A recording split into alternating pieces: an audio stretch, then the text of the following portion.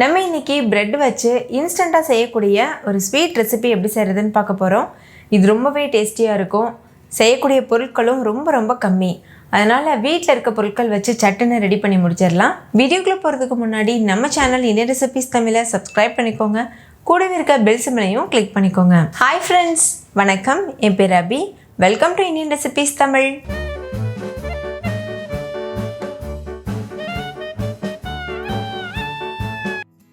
First இந்த recipe பண்ணுறதுக்கு ஒரு 1/2 லிட்டர் அளவு பால் எடுத்துக்கோங்க. நல்ல கெட்டியான பால் எடுத்துக்கோங்க. அப்போ தான் இந்த ரெசிபிக்கு நல்லா டேஸ்ட்டாக இருக்கும். இப்போ இந்த பால் நல்லா கொதிச்சு வரட்டும். இன்னொரு பக்கம் நம்ம கஸ்டர்ட் பவுடரை மிக்ஸ் பண்ணிடலாம். நான் வீட்டிலையே கஸ்டர்ட் பவுடர் எப்படி செய்கிறதுன்னு ஆல்ரெடி ஒரு வீடியோ அப்லோட் பண்ணியிருக்கேன். அதோட லிங்க் டிஸ்கிரிப்ஷனில் இருக்குது, வேணும்னா செக் பண்ணி பாருங்கள். ஒரு சின்ன பவுல் எடுத்துக்கோங்க. அதில் கஸ்டர்ட் பவுடர் சேர்த்துக்கோங்க. நான் 1 டீஸ்பூன் அளவுக்கு கஸ்டர்ட் பவுடர் எடுத்திருக்கேன். இது வெனிலா ஃப்ளேவருடைய கஸ்டர்ட் பவுடரு. இதில் ஒரு 1/4 கப் அளவுக்கு தண்ணி சேர்த்துட்டு நல்லா மிக்ஸ் பண்ணிக்கோங்க. கொஞ்சம் கூட கட்டிகள் இருக்கக்கூடாது, அந்தளவுக்கு நல்லா மிக்ஸ் பண்ணிக்கோங்க. நீங்கள் கஸ்டர்ட் பவுடர் சேர்க்கலைன்னா கார்ன்ஃப்ளவர் சேர்க்கலாம். அப்படி கார்ன்ஃப்ளவர் சேர்க்குறதா இருந்தால் ஒரு பிஞ்ச் அளவு மஞ்சள் கலர் ஃபுட் கலரும் அதுக்கப்புறமா கொஞ்சமாக வெனிலா எசன்ஸும் சேர்த்துக்கோங்க.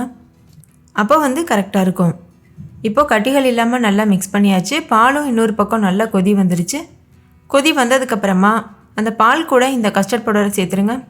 சேர்த்துட்டு கைவிடாமல் நல்லா இது போல் கலந்துக்கோங்க. கஸ்டர்ட் பவுடர் சேர்த்து மிக்ஸ் பண்ணும்போது இது நல்லா கெட்டிப்பட்டு வரும். ஸ்டவ்வை லோ ஃப்ளேம்லேயே வச்சுட்டு நல்லா இது போல் கலந்துகிட்டே இருக்கணும். இப்போ இது ஒரு 5 நிமிஷத்துக்கு நல்லா இது போல் கலந்தாச்சு. லேசாக கெட்டிப்பட ஆரம்பிச்சிருக்கு பாருங்கள். இதை இன்னும் ஒரு 2 நிமிஷத்துக்கு இதே போல் வேக வச்சுக்கலாம். அப்போ இதோட கன்சிஸ்டன்சி இன்னும் நல்லா திக்காகும். எந்த அளவுக்கு திக்காக இருக்கோ, நல்லா க்ரீமியாக இருக்கோ, அந்த அளவுக்கு இந்த டெசர்ட் ரொம்ப டேஸ்டியாக இருக்கும். இப்போ பாருங்கள், நல்ல ஒரு க்ரீமியான கன்சிஸ்டன்சிக்கு வந்திருக்கு. இந்த ஸ்டேஜில் ஸ்டவ் ஆஃப் பண்ணிவிட்டு இதை அப்படியே ஆற வச்சுருங்க. ஆறுனதுக்கப்புறமா இது இன்னும் கொஞ்சம் திக்காகும். இது நல்லா ஆறுனதுக்கப்புறமா ஃப்ரிட்ஜில் வச்சுருங்க. ஒரு 2லேருந்து 3 மணி நேரம் ஃப்ரிட்ஜில் இருக்கட்டும். இன்னொரு பக்கம் ஒரு கடாயில் பொரிக்கிறதுக்கு தேவையான அளவு எண்ணெய் சேர்த்துக்கோங்க. இதில் நம்ம பிரெட் துண்டுகளை பொரிச்சு எடுக்க போகிறோம். நான் நார்மலாக ஒயிட் பிரெட் எடுத்திருக்கேன். நீங்கள் ப்ரௌன் பிரெட் கூட யூஸ் பண்ணலாம். ஒரு பிரெட்டை 4 துண்டுகளாக இது போல் கட் பண்ணிவிட்டு நல்லா பொரிச்சு எடுத்துக்கோங்க. உங்களுக்கு எந்த ஷேப்பில் வேணுமோ அந்த ஷேப்பில் நீங்கள் கட் பண்ணி எடுத்துக்கலாம். ஓரங்களெல்லாம் ரிமூவ் பண்ணணும்னு அவசியம் இல்லை, அப்படியே சேர்த்துக்கலாம். ஸ்டவ்வை மீடியம் ஃப்ளேமில் வச்சுட்டு பிரெட் துண்டுகளை சேர்த்துருங்க. எண்ணெய் நல்லா சூடானதுக்கப்புறமா சேர்க்கணும். சேர்த்துட்டு 2 பக்கம் திருப்பி விட்டு பொன்னிறம் வர வரைக்கும் வேக வச்சு எடுத்துக்கலாம். பிரெட்டோட கலர் ரொம்ப சேஞ்ச் ஆகிடக்கூடாது. ரொம்ப டார்க் கலரில் ஆயிடுச்சுனாலும் கொஞ்சம் கரிஞ்ச வாசனை வரும். அதனால் பொன்னிறம் வந்ததுக்கப்புறம் வெளியில் எடுத்துருங்க. இப்போ பாருங்கள், பிரெட்டோட கலர் நல்லா சேஞ்ச் ஆகிருக்கு. இந்த ஸ்டேஜில் இதை வெளியில் எடுத்துகிட்டு ஒரு உரமாக வச்சிடலாம். இதே போல் மீதி இருக்க எல்லா பிரெட்டையும் நம்ம கட் பண்ணி சேர்த்து பொரிச்சு எடுத்துடலாம். நான் 7லேருந்து 8 பிரெட் வரைக்கும் இதில் பொரிச்சு எடுக்க போகிறேன். இதே மெத்தடில் நான் சொன்ன 1/2 லிட்டர் அளவு பாலுக்கு ஒரு 8 பிரெட் கரெக்டாக இருக்கும். பிரெட்டெல்லாம் நல்லா பொரிச்சு எடுத்தாச்சு. அதுக்கப்புறமா இன்னொரு பக்கம் நம்ம ஃப்ரிட்ஜில் வச்சுருந்தோம்ல, அந்த பாலும் நல்லா சில்லுன்னு ஆயிருக்கு. இந்த ஸ்டேஜில் இது கூட ஒரு 1/4 கப் அளவு சர்க்கரை சேர்த்து சர்க்கரை கரையிறது வரைக்கும் இது போல் மிக்ஸ் பண்ணிகிட்டே இருங்க. நீங்கள் வேணும்னா சுகர் பவுடர் கூட யூஸ் பண்ணலாம். இல்லை இந்த சர்க்கரை அளவு உங்களுக்கு பத்தலைன்னா இன்னும் கொஞ்சம் சர்க்கரை சேர்த்து மிக்ஸ் பண்ணிக்கலாம். இது போல் நம்ம மிக்ஸ் பண்ணுறதுனால என்ன ஆகும்னா நல்ல க்ரீமியான ஒரு டெக்ஸ்சர் கிடைக்கும் இதுக்கு. அதுக்காக தான் இந்த மாதிரி பண்ணுறோம்.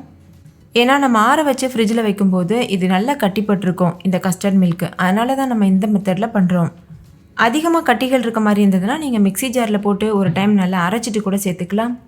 இப்போ சர்க்கரை நல்லா கரைஞ்சதுக்கப்புறமா நல்லா சில்லுன்னு இருக்கிற இந்த பாலை ஒரு பவுலில் சேர்த்துக்கோங்க. சேர்த்துட்டு நம்ம ஏற்கனவே பொரிச்சு வச்சுருக்க பிரெட் துண்டுகளை இது போல் அரேஞ்ச் பண்ணிடுங்க. இதை நீங்கள் இப்படியே கூட சர்வ் பண்ணலாம். சிம்பிளாக ரொம்ப டேஸ்டியாக இருக்கும். அப்படி இல்லைன்னா உங்களுக்கு விருப்பமான மிக்ஸ்டு நட்ஸு, ட்ரை ஃப்ரூட்ஸ் இதெல்லாம் கூட சேர்த்துட்டு நீங்கள் அலங்காரம் பண்ணி அதுக்கப்புறமா சர்வ் பண்ணலாம். அது இன்னுமே பார்க்குறதுக்கு ரொம்ப நல்லாயிருக்கும். சாப்பிடும்போது இடையிடையில் கடிப்படும்போது நல்லா க்ரன்ச்சியாக ரொம்பவே டேஸ்டியாக இருக்கும். நான் பாதாம், பிஸ்தா இது ரெண்டும் கட் பண்ணிவிட்டு சேர்த்துருக்கேன்.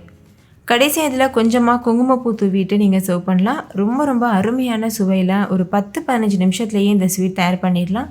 ஸோ கண்டிப்பாக நீங்களும் இதே ரெசிபியை ட்ரை பண்ணி பாருங்கள். வீடியோ படி ஆசிட்டிஸ் அப்ளை பண்ணுங்கள். வீட்டில் இருக்க எல்லோரும் கேட்டு வாங்கி விரும்பி சாப்பிடுவாங்க. ஓகே ஃப்ரெண்ட்ஸ், இந்த பிரெட் ஸ்வீட் உங்கள் எல்லாருக்கும் ரொம்ப பிடிச்சிருந்தா லைக் பண்ணுங்கள். உங்கள் ஃப்ரெண்ட்ஸ் கூடவும் ஷேர் பண்ணுங்கள். நீங்களும் வீட்டில் செஞ்சு பார்த்துட்டு டேஸ்ட் எப்படி இருந்ததுன்னு கமெண்ட்டில் சொல்லுங்கள். தேங்க்யூ, பாய்.